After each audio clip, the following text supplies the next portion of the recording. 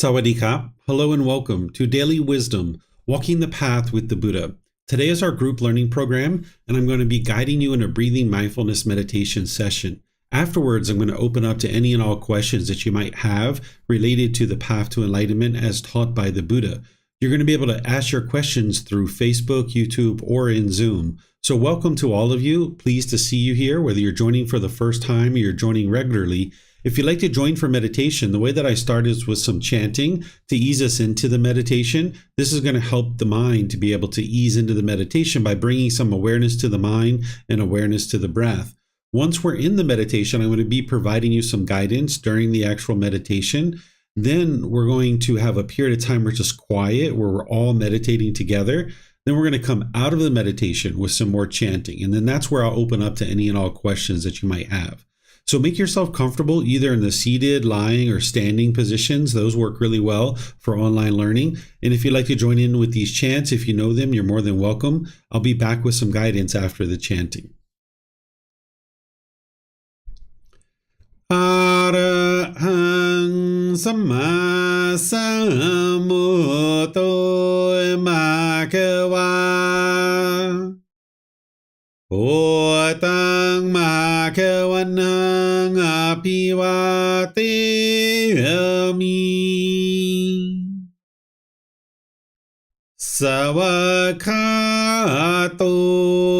Bhagavata Tammo Dhammang Namasami Supatipano Bhagavato Sāvaka Saṅgho Sanghang Namami Namo Tassa Bhagavato Arahato Samma Sambuddhassa Namo Tassa Bhagavato Arahato Samma Sambuddhassa Namo Tassa Bhagavato Arahato Samma Sambuddhassa Iti pisu Bhagava Arahang Samma Sambuddho Vicacaranang Sambuddho Sakatoro Kawitu Anuttaro Purisa Dhamma Sati Satatawa Manusarang Oto Bhagavati.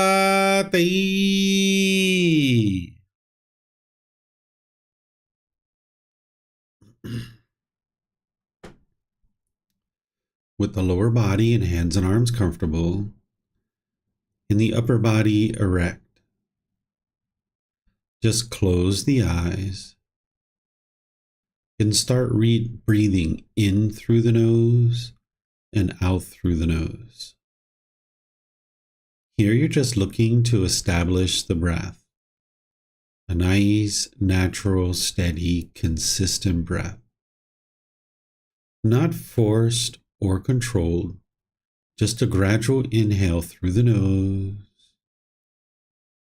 experiencing the full breath. And then whenever you're ready, exhale out through the nose. Breathing in and out.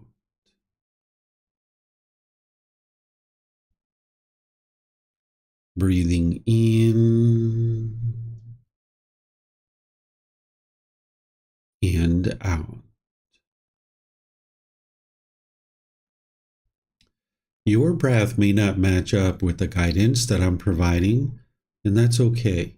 This is your practice. I'm just here for guidance.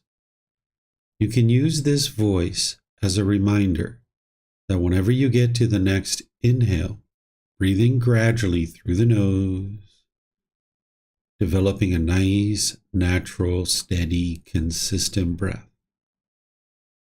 And then whenever you're ready, exhale out through the nose, experiencing the full breath.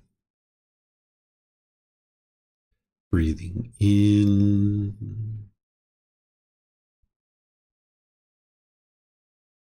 and out. Breathing in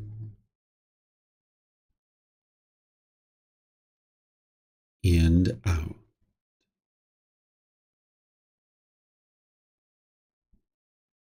With the breath well established, start fixating the mind on the breath, either the sound of the breath coming into the nose or the sensation of air moving over the skin into the nose. The breath is the present moment. Fixate the mind on the breath, the present moment. Breathing in and out.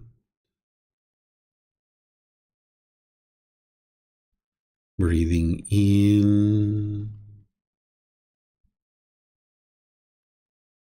and out. With the mind fixated on the breath, whenever you notice that it moves off the breath, cut that off, let it go, and come back to the breath, the present moment. No need to observe the thought, label it, judge it, analyze it, or even try to figure out where it's coming from. Whenever you notice that the mind is moved off the breath, cut that off, let it go, and come back to the breath, the present moment.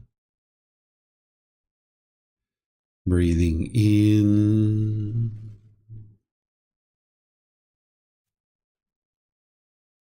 and out. Breathing in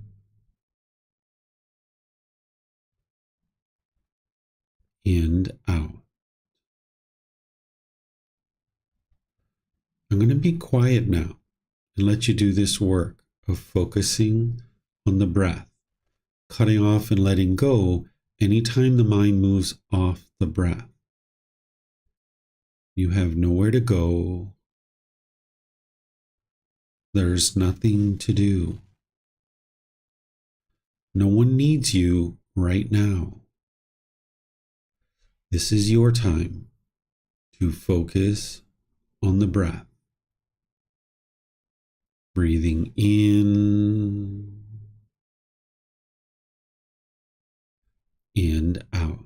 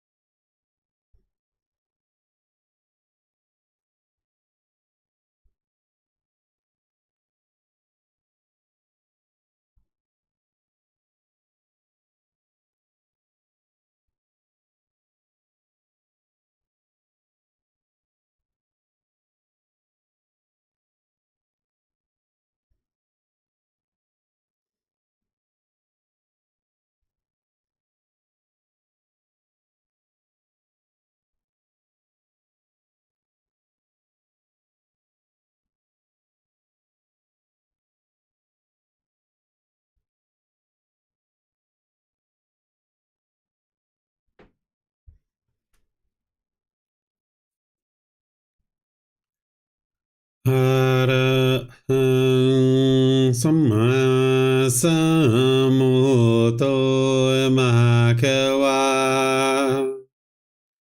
Bhutaṃ Bhagavaṃ Abhivādeyami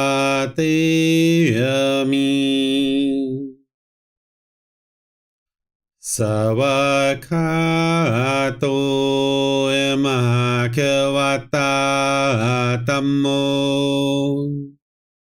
Dhammang Namasami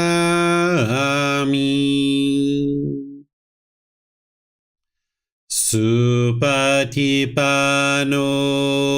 Bhagavato Sāvaka Saṅkho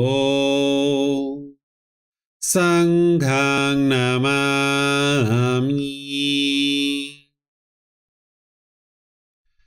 Namo Tassa Bhagavato Arahato Sammā Sambuddhassa Namo Tassa Bhagavato Arahato Sammā Sambuddhassa Namo Tassa Bhagavato Arahato Sammā Sambuddhassa Iti piso Bhagavā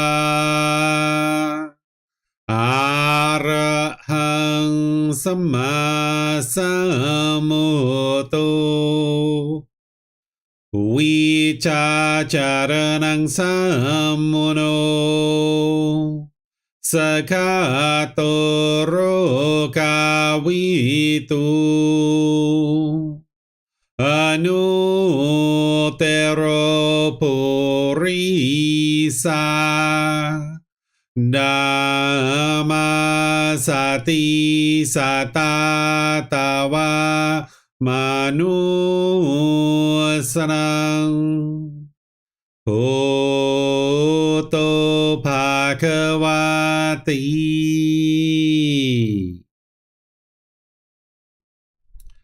If you guys would like to slowly make your way out of meditation.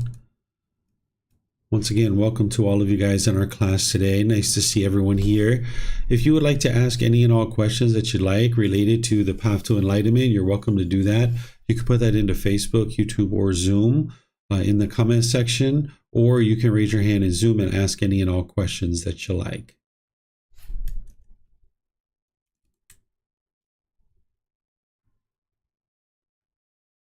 Okay, it looks like Leo has a question. Go ahead, sir.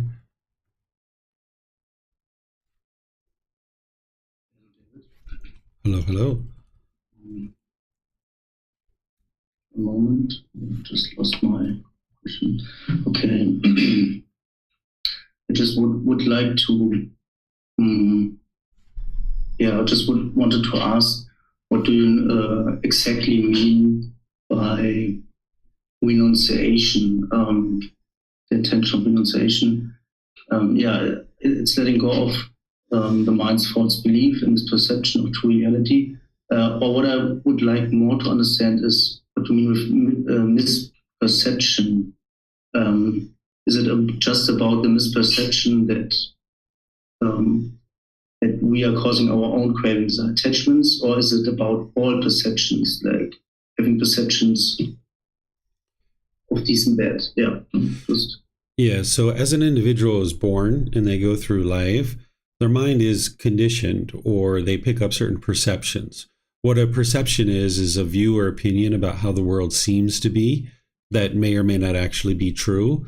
So in the unenlightened mind, there's several misperceptions that the mind has. One of the biggest misperceptions that it has is that other people are causing you to be angry or frustrated or irritated or annoyed. That's one of the biggest ones that the unenlightened mind has, and what keeps it stuck in this constant cycle of experiencing discontentedness over and over and being reborn over and over. So it's the lack of wisdom that's causing that, and that misperception or the misperceptions that are in the mind are what's causing that.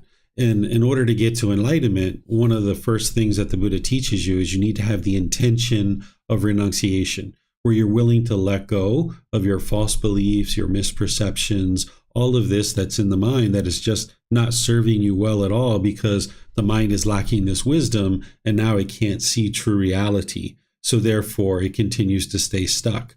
So the mind needs to cultivate the intention or thinking or thought of being willing to let go of this conditioning of the mind, of these misperceptions, these false beliefs, these false opinions, because otherwise, if you don't let those go, you'll never be able to cultivate wisdom to be able to actually move the mind to enlightenment. But then the other part of intention of renunciation is to have the intention or thinking or thought of letting go of your unwholesomeness, because there's certain unwholesome things that you're currently doing that you need to be willing to let go of. And if you didn't start off the path to enlightenment with right intention, which is the second step on the Eightfold Path, with the intention of letting these things go, then you would never be able to get to enlightenment because the mind's holding on to these things. Essentially, the mind is closed and disinterested in thinking about or doing or considering anything else than what's currently within one's own mind. And with a closed mind, you'll never actually be able to take in the wisdom that you need to be able to cultivate the mind and actually see true reality and get to enlightenment. Do we have some examples for unwholesomeness? Yeah, no, I think I know it. It's like alcohol and stuff like this, right? Yeah, of course. Yeah. These kind of the wrong things, wrong speech, action. Yeah, action, livelihood, all these things. And false beliefs in misperception, what is the difference here? And false beliefs in rites, rituals, and so on, of course. But you could think of a belief or a false belief and a misperception as somewhat similar. A belief is something that you're just believing in, that you haven't had any truth or validation. You just think that this thing is true. A misperception is a view or opinion that you've adopted that you think is true. So they're very similar. You can think of them in similar ways, but oftentimes when we're describing something, we don't just use one word. We don't just say false beliefs and we don't just say misperceptions, because people could potentially try to interpret that in different ways. So whenever you're describing something like intention of renunciation or any of these other teachings, it's helpful to use 2 or 3. Sometimes the Buddha uses 4, 5, 6 words to describe the exact same thing, so that way you can see it from all different angles and there's no opportunity for misunderstanding. It's the same with choices and decisions, right? It seems for me somehow the same word almost. Exactly. It's exactly the same word. But see, as life changes, as impermanence changes, as a Buddha arises, they teach their teachings and they put them out there in the world. They get preserved. Countless people have learned them. They die. And now there's going to be this long period of time where people are trying to look at a Buddha's work and what they taught to be able to get to enlightenment. And they need to be able to account for the changing world, that people are going to change their language and change the way that they speak about things. So by using 2, 3, 4, 5 different words to talk about the same thing, then the Buddha's teachings are better preserved for future generations to then be able to get to enlightenment, rather than just use one word. Because if that word changes in the way that it's being used in modern language, then boom, people don't know how to get to enlightenment anymore.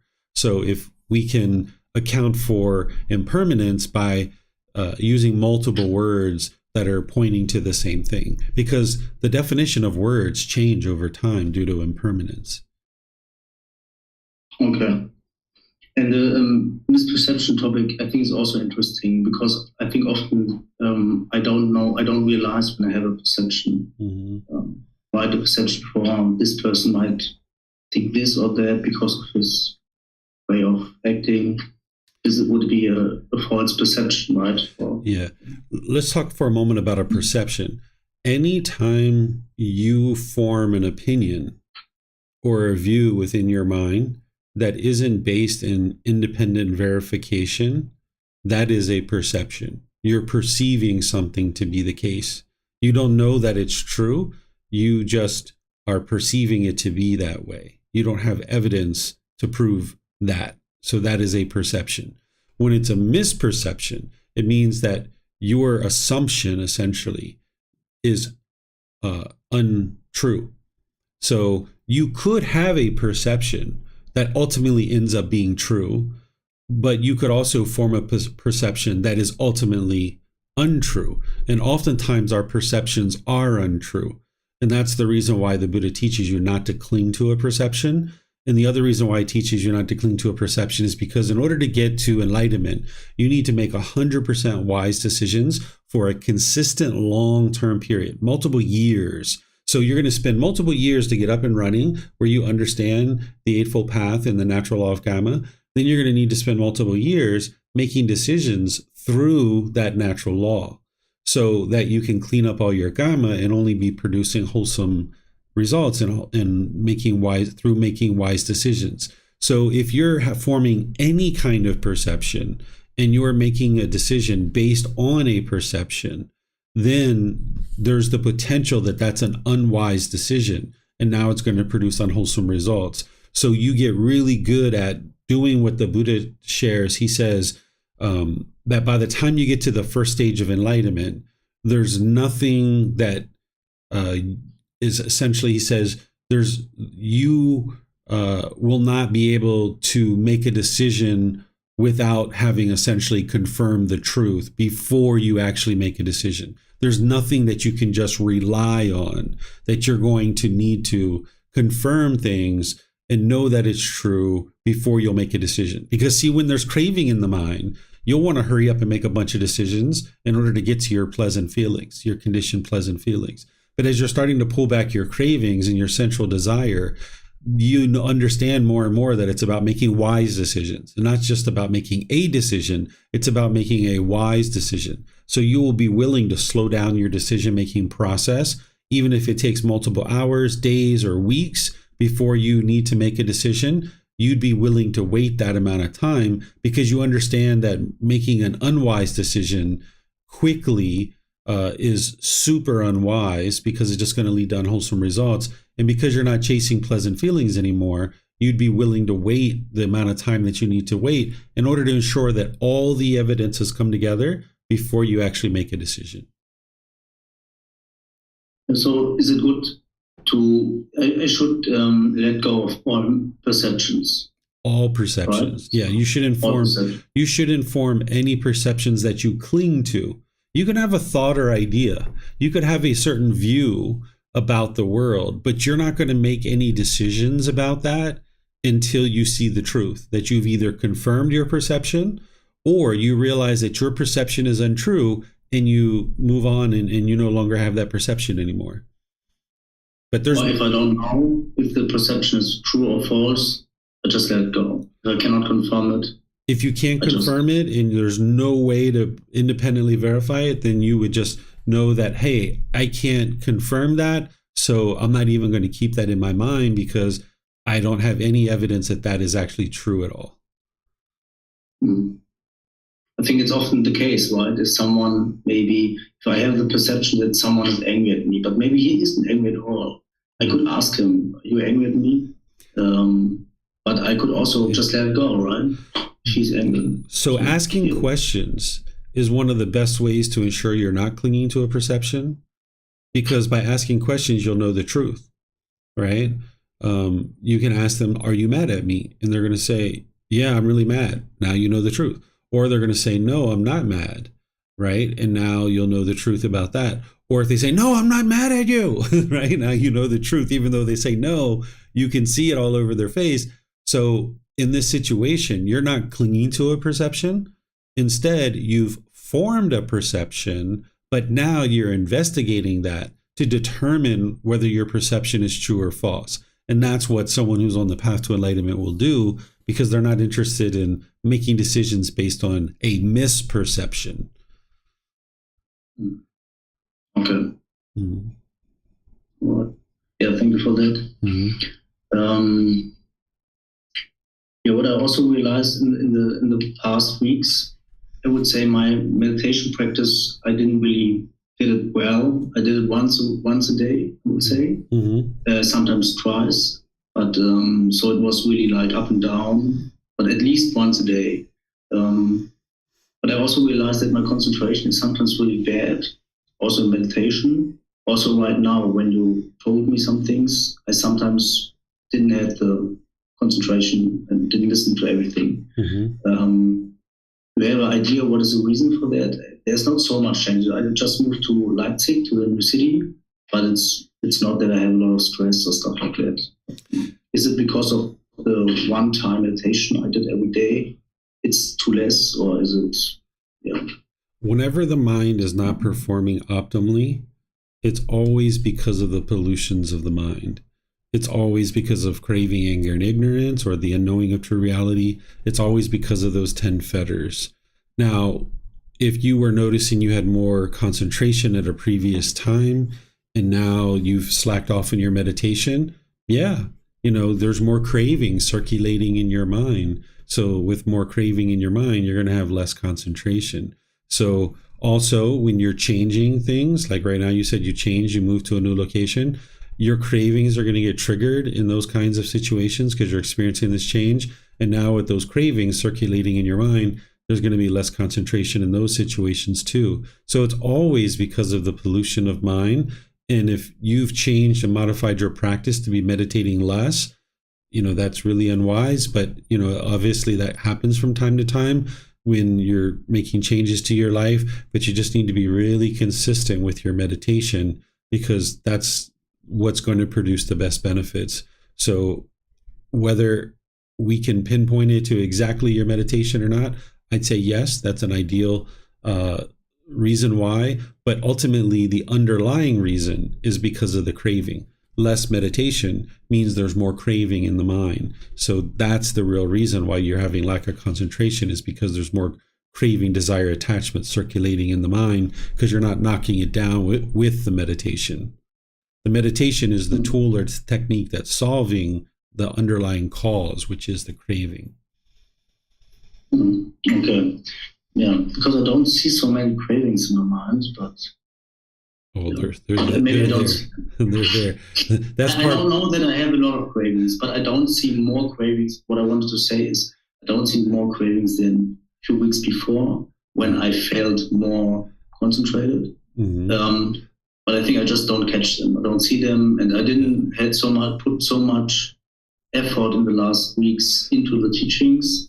So that's the reason why I didn't pay so much attention to the cravings. So that could be. Imagine it like this, Leo. You're standing on top of a garbage heap, and you can see the couple of pieces of garbage that are under your feet, but you can't see all the other garbage underneath of your feet. So it's there, but you just haven't peeled away the layer of garbage to be able to see all the other layers underneath of it. And this is where training of the mind is coming in. So if you're not meditating, you're allowing the garbage to accumulate. Whereas if you're meditating, you're knocking down and clearing out the garbage. And that's why the mind can be more focused and more concentrated. Also, with less meditation, there's going to be less mindfulness or awareness of mind. So you're not going to be able to see your cravings in that situation too, because there's less mindfulness. Yeah, it makes sense for me. Just to make clear, I really know that I have a lot of cravings, so I still see them often, but I just couldn't find the connection between this unconcentration. But I see that. Thank you. What I also wanted to ask you again, I think I asked it before, but why was it so helpful, or why can it be so helpful to envelop the mind with something doing loving kindness meditation? Because what loving kindness is transforming is the anger, hatred, and ill will. As long as you have anger, hatred, and ill will in your mind, you're going to function through that from time to time. And that means your intention, speech, and actions are going to become unskillful. And when you're putting out those unskillful intention, speech, and actions, it's going to produce harm, and then harm's going to come back to you. So transforming your mind with loving kindness meditation is the second best thing you could ever do, because it's knocking down the anger. And that means you're going to be more skillful, and you'll be able to have improved moral conduct where you're not causing harm, and you can be more skillful in your daily interactions, which means there's less and less harm coming back to you because you're causing less and less harm. Yeah, what I wanted more to ask is why it can be good to embrace people or envelop people with. You said that you did it with honey, or with a toe or something like that. You mean the visualization, right? Yeah, the visualization. Yeah. So this just helps the mind kind of rewire to be able to envision this during your meditation, so that when you go out into the world and you interact with those people, your mind is better wired to have loving kindness for this individual. And the Buddha talks about this in his teachings. He talks about enveloping the all-encompassing world with loving kindness. So that's what you would like to do, is that your mind is just permeating with loving kindness when you go out into the world and interact with people. You're going to need that. And I can do it with everything, right? I can envelop the person with a room, or with a box, or with a hug, or whatever. Up to you. You know, I used like molasses, if you know what molasses is. That's what I thought about, like this real thick, syrupy material. That's what I used. That's what I would recommend. But what you ultimately do is up to you. Okay. Yeah, the last one I would really like to ask. Sure. I do not. Are you laughing? Yeah. I do not often think about. What I realize is that if I interact with people or throughout the day, I do not often think about right speech, because I forget to. I think about it before a conversation, because you said it's good to do it in the morning, for example, if you wake or if you go into the day to list the 5 factors of well-spoken speech in the mind. Or if before I go to a person to talk with them, I can do the 5 factors of well-spoken speech in the mind before that. I didn't thought about these the last weeks, but sometimes I have the feeling that I already automatically somehow do this. Is this normal, or would you say try to remember it and do it before you go in the conversation? Or just would like to understand, or what do you think about that? Yeah, when you memorize something like the 5 factors of well-spoken speech, then you'll actually be able to practice it. If you haven't memorized them, you're not going to be able to practice them. You need to memorize the 5 factors of well-spoken speech and know them cold, like be able to explain them very easily. Once you get them internalized enough, you can actually go out and practice them to a certain degree, but you really would like to have them memorized. So it's good that seem like you've internalized them to a certain degree and you're practicing them, but you would need to know them very clearly and remember them in order as well. That's really important. Okay, so it's not that I'm in a conversation and then I think while I'm talking to someone, did I was talking the proper time? What I said is true, and so on. I don't do this internally. Would it be helpful to do that, or would it be good for a practitioner to do that? When I have a conversation, and I don't think about the 5 different steps in this situation normally. Yeah. What the Buddha teaches you is that before you do any kind of action, like a bodily action, or verbal action, or mental action, you should think about, is it going to cause harm to others, to me, or both? And then do that before, during, and after you do any particular action. And the way that you're going to know whether your speech is harmful is something like the 5 factors of well-spoken speech. So oftentimes what you do as you're really working the path really closely is you kind of minimize your conversations with the people around you, and you kind of slow your conversations down so that you can think through what you're going to say more clearly before you actually say it. And then as you're speaking, you're kind of being aware to make sure that you're speaking, for example, the truth, gentle, beneficial, and with a mind of loving kindness, because you've already chosen to talk. So the proper time is already met. So you just pay attention to making sure you're speaking the truth, gentle, beneficial, and with a mind of loving kindness. So you would like to be able to keep that present in your mind all the time. And eventually you'll get to the point where you won't have to think about it anymore, because you'll just be practicing it all the time. But you're still going to need to remember it so that you can know it really cold. Okay. Yeah, thank you. That's okay. The last question. Okay. You're welcome, Leo. All right. Well, I don't see any other questions anywhere else. So I'll just end by thanking all of you guys for joining. Thank you for your interest in learning and practicing the teachings of the Buddha. This Saturday is the Pali Canon and English Study Group. On Sunday, it's going to be chapter 17 of our book, Developing a Life Practice, The Path That Leads to Enlightenment. This chapter is titled Eliminating Fears. Are You Really Scared? So I'm going to help students to understand how to eliminate your actual fears. And then next Wednesday, I'll be doing loving kindness meditation with students as part of the group learning program. And I'm actually going to be traveling tomorrow morning to the USA, to California, and I'm going to be teaching there. I'm going to be there for 2 weeks. I'm going to be teaching there for that entire time, but there's a course there for 5 days. So anybody would like to attend that, you're more than welcome. You'll see all the details on our website. So thank you all for joining, and perhaps we'll see you guys in a future class. Be well and take care. Sawadee ka.